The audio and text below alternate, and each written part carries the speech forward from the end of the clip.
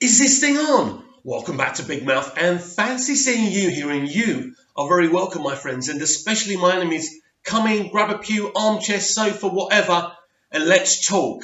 Shazam has now crossed 100 million domestically. This film is showing fantastic legs for what it is for the time of year, seeing that a lot of people are holding off from going to see it because they're saving their hard-earned cash to see End Game. Now, this film isn't breaking any records, but it's showing that by its final global tally, it's going to make 3 or 4 times more of its budget. That's hugely successful. This is a little movie, but in 20 years' time, people will be going back to see it. Because the difference you can compare this to Ant-Man. You can. This is the Ant-Man of the DCEU. But compare the Ant-Man movie, which is a throwaway film you're going to forget about, and compare Shazam. It's a modern day classic. You'll be watching this film in 20 years' time. So say it after me. Shazam is not a flop. Shazam is a hugely successful film and a hugely successful DCEU film. This unique franchise continues to grow from strength to strength. From the beginning, Man of Steel, Batman v Superman, Suicide Squad, Wonder Woman, Aquaman. These are wonderful solo movies, and of course, Shazam. I've gone back and seen them a billion times. Now, about a year ago, Ben Fritz from the Wall Street Journal started talking to prominent members of Release the Snyder Cut. He wanted to talk to people who were pushing to see Zack Snyder's cut of the Justice League movie. And a lot of people gave kind of full interviews because they thought this would help the movement. Ben Fritz, we all looked at Ben Fritz and we all looked at the Wall Street Journal. We all were very excited. We all thought, because they seem to have a big connection with Warner Brothers, that maybe this was part of an announcement for the Snyder Cut. We were wrong. We were very naive, because when Ben's article came out, it was clearly a hit piece. There was a quote from someone from Warner Brothers, very low down, saying there's no Snyder Cut, that these people going on about it are just a fringe element, and we weren't to be listened to. Basically, we were crazy people. Now, the interviews with all of the people pushing for the Snyder Cut were misrepresentations. There's no question about that. This was a very, very low day for the movement. And I remember doing a video on this straight away and feeling very emotionally deflated. I thought the push for the Snyder Cut was over. I did feel deflated. I didn't have any fight in me anymore. It was very difficult. It was very difficult. And for a while, maybe 2 or 3 months, I kind of felt, what's the point? It's not happening. I stopped watching videos. I stopped hashtagging Release the Snyder Cut. And I think the movement had a deflated essence to it up until a few months ago. Then all of a sudden, I think it all started banging itself up again when Jason Momoa said, fuck yeah, I'm obsessed with the Snyder Cut too. And then now we've gone to SnyderCon, where Zack Snyder himself is pretty much admitted that there is a cut, right? He talked about his first script that was rejected by Kevin Sugihara.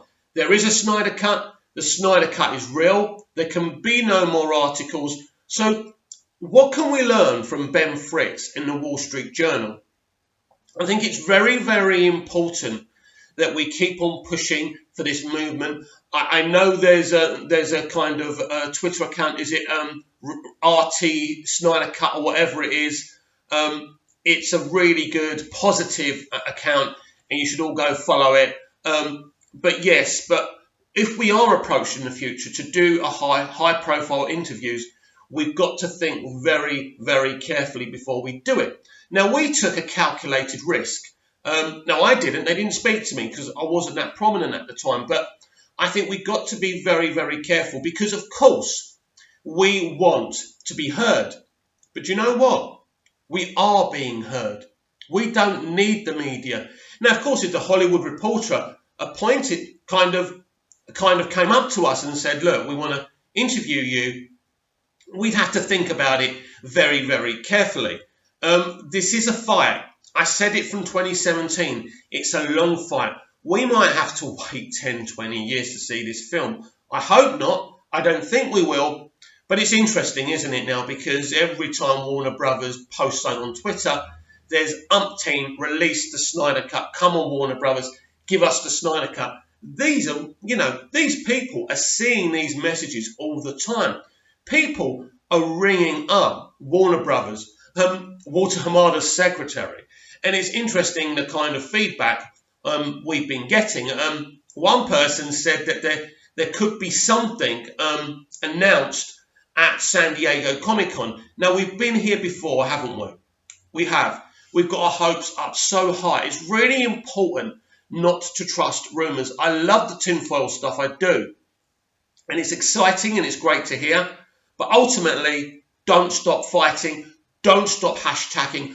Don't forget April the 22nd, when we're all going to be posting our videos to Warner Brothers via Facebook, Twitter, Instagram. Just do your thing. Hashtag Warner Brothers. Hashtag Warner Media. Even hashtag the official verified DC account. Just keep on hashtagging. We are known. We are out there. We are trending all the time with at least, 30 kind of trends. So that's really, really good. We're going to ignore that phone and we're going to carry on because this is more important. I hate it. Why did I leave the phone in here? Anyway, so we are winning.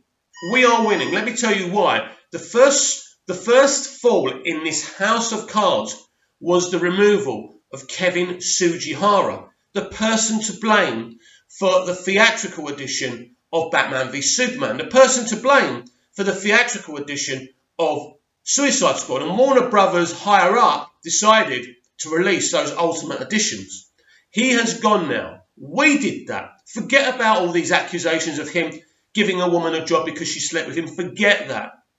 That's just garnish. That's just background. We caused that. He created a mess because the DCEU, the DC Extended Universe, has so much box office potential and his leadership didn't reach that. His stance of removing Zack Snyder and insisting that Joss Whedon gives us a Justice League movie that's around 2 hours or just under 2 hours, what was it, 1 hour and 59 minutes, is down to him. Releasing a film with that terrible upper lip Cavill CGI was despicable. You should never release a film in that condition. He has gone. He has gone because of us. And I don't like people losing their jobs, but at the end of the day, he's probably a millionaire. He'll be okay and he'll get another job. It's like what Batfleck said in Batman v Superman. Criminals are like weeds. You get rid of one and another one grows in their place. And so Sugihara will be okay, and I wish him and his family all the best. But what you did to Zack Snyder was despicable, and using the loss of his daughter as a justification for him leaving Justice League was the most immoral thing I have ever seen in this industry. So keep on fighting the good fight. Release the Snyder Cut, Warner Brothers, because we are never going to give up.